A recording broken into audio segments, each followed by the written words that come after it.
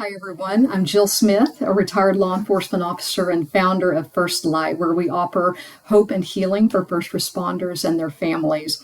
So, in today's short, we're going to talk a little bit about suicide, and I'm going to test your knowledge on that. So, we're going to kick it off by having a little quiz here. We're going to call that fact or myth. So, see if you can figure out which is which. So, first off, people who talk about suicide rarely want to die. Fact or myth? Well, that's actually a fact.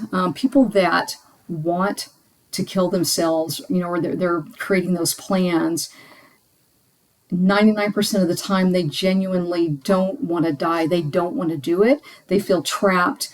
They start having irrational thinking, and they feel that that's their only way out. There's no other way to go. That's it. And so it's a fact that they rarely want to die.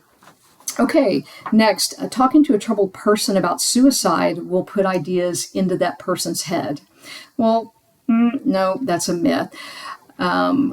Many times when you engage a person and talk to them and tell them, you're worried, you're seeing some behaviors, let them know you really care about them.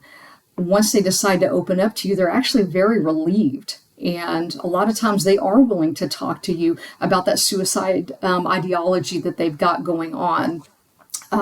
So talking to somebody about suicide isn't going to suddenly plant that option in their mind. All right, they're either already thinking about it or they're already planning it. So talking about it is a preventative measure, right? Okay, so next, people who think about completing suicide usually give one or more warnings of their intentions. Yes, that's true. They may be dropping little subtle clues along the way. So it's important that the people we know and love and care about, that we're checking up on them. If we see a change in their behavior, or if they're saying things that, or they're just off. Maybe they're giving things away, all those classic signs. It's important to engage them in a conversation on that in a very loving manner, loving and empathetic manner. All right, next, people who attempt suicide and survive are just seeking attention, and they seldom ever try it again. Is that a fact or is that a myth? That's actually a myth.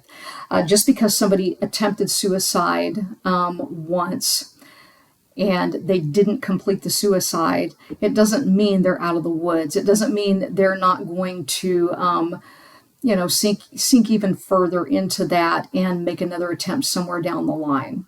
So when they've made an attempt, we need to be helping them find every preventative measure possible to keep them safe. All right, next, all acts of suicide are done on the spur of the moment with no prior planning whatsoever. Fact or myth? Absolute myth.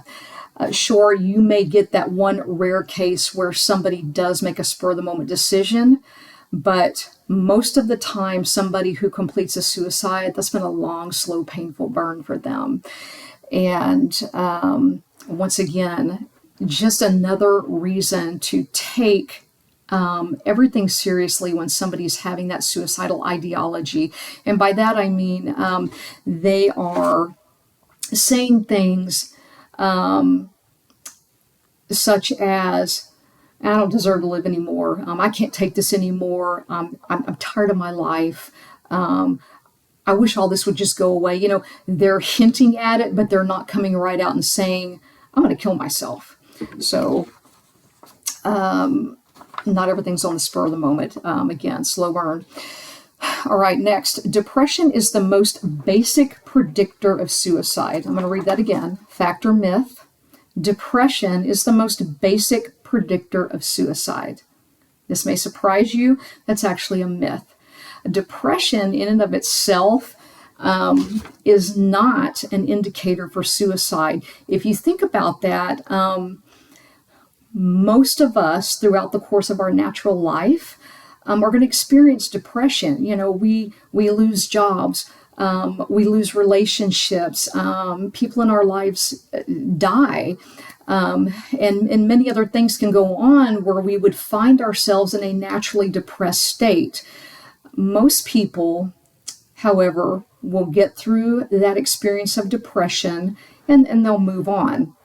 And there are people who may experience long-term depression for years of their life and never actually consider suicide. All right.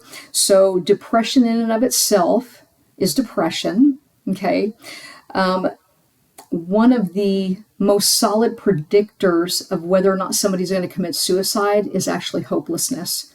When somebody has come to the point where they feel there is nothing left, they have no hope, that, my friends, is when they are in their most dangerous place. Okay, we need to talk with them, help them find help, and help get that hope restored.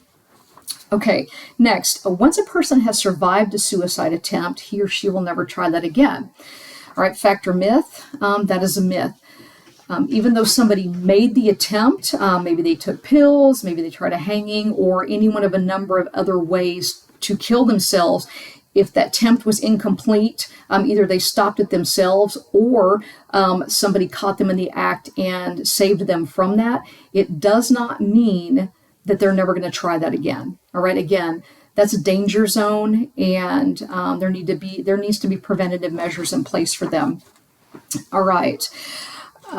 Next, fact or myth: when a suicidal person's depression improves and their spirits lift, he or she is now out of danger. What do you think? Fact or myth? Unfortunately, that is a myth. If somebody is, truly suicidal, sometimes what will happen is they will experience a sense of relief that they have planned it out. They've made their decisions. Maybe they've, possibly written their note, and maybe they've made arrangements that nobody knows about yet, who they're going to leave what to, all of those things, and they experience a sense of relief that they're finally going to do this, the pain's finally going to be over with, and they are committed to doing it. And so to those of us on the outside, we may be seeing them feeling that day a little happier. Maybe they look a little better, and we're thinking, oh, well, they're having a good day, that's great. Not necessarily. That could be that they have just committed themselves to this, and the fear and the pressure of actually thinking about it has now stepped over the line, and they're relieved, and they're just ready to be done with it. So again, that's something else that we need to be talking with our loved ones about if we see that change in behavior, and get them the help that they need, if they're willing to open up to us and share what's truly going on there. All right, last one. Once someone has decided on suicide, there is no way to prevent that tragedy from taking place. Fact or myth? That is a myth. Just because somebody has committed to killing themselves does not mean that they cannot be talked out of that. It does not mean that we can't come in and help them find that hope again. Okay, they could be deeply committed to it, but there is still that chance that they can be turned away from that, so to speak. All right, so thanks for being with me today. And remember, we are just skimming the surface on this. There's a lot more to learn and understand about suicide and how that works its way into people's lives. I'm going to throw up some 24/7 crisis hotline links on the screen. If any of your friends or loved ones is in some type of a crisis or experiencing suicidal ideology, I would encourage you to reach out to your friend or loved one, and help them, pick up the phone and make that call with them if that's what it takes to get them the help they need. And if they are in immediate, imminent danger of harming themselves, please call 911 immediately and get them some help there right away. And just as importantly, if it's you and you're experiencing these kinds of feelings, suicidal ideology, or, thinking about harming yourself, please reach out for yourself, okay? Make that call. You can do it. Reach out, contact one of those hotlines, get yourself the help that you deserve. You are worth it. You deserve to have hope and to live an abundant life, and you are loved.